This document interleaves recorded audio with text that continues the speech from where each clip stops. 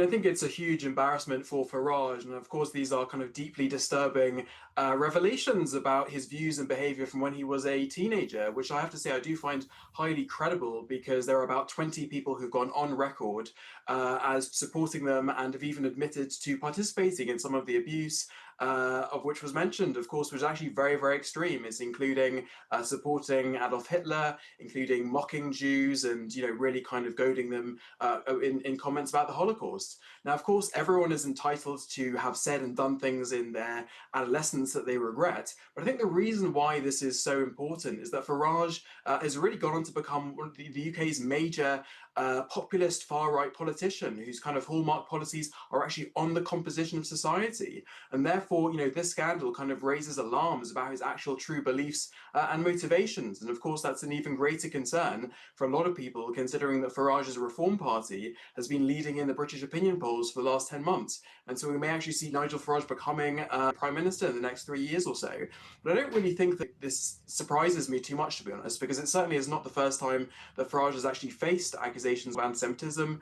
One of his teachers wrote at the time that he was, in fact, a neo-fascist. But I think really, if you look at his kind of strategy and views across his lifetime, they've really shifted in the way that actually a lot of populist right or far-right politicians have shifted really across Europe. And that is to try to moderate the way that they present themselves to electorates, because ultimately trying to be explicitly far-right in the way that people were in the 1930s is no longer really palatable. And so really this is kind of part of a shift that Farage has seen throughout his entire life. But I think certainly in terms of Jews, Jews really have kind of been embraced as part of the in-group by a lot of populist right politicians, including Farage, who considers himself a sort of champion of the Jews. But ultimately, if you look at who Farage's main target is, it's actually Muslim immigrants in the UK. I think that is one of the major reasons why actually Farage has decided to embrace Jews, and because he sees it as a very convenient way to attack Muslim immigrants. And I think ultimately, these revelations should actually be of great concern to the British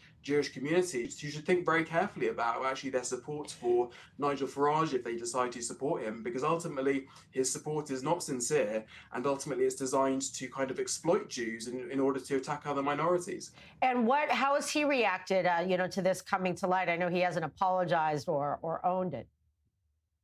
Well, he was pressed yesterday during an interview by the BBC over about 10 minutes, where he initially categorically outright denied any of these allegations, but actually under pressure, he started to be a little bit more flexible in terms of what he was saying. He was saying that actually anything he said wasn't directed at anyone specifically, and that actually he never did anything in a sort of abusive or nasty way. So I think, he's kind of shifted from outright denying this to actually trying to kind of play it down. And I think ultimately, he's trying to present this as a sort of, schoolboy type antics, which say, of course, everyone's entitled to have views of which they regret. But I think, this is such an extreme view to him to have had, where he's ultimately evolved into still being a very right-wing, populist right politician, that I think it's deeply disturbing to have.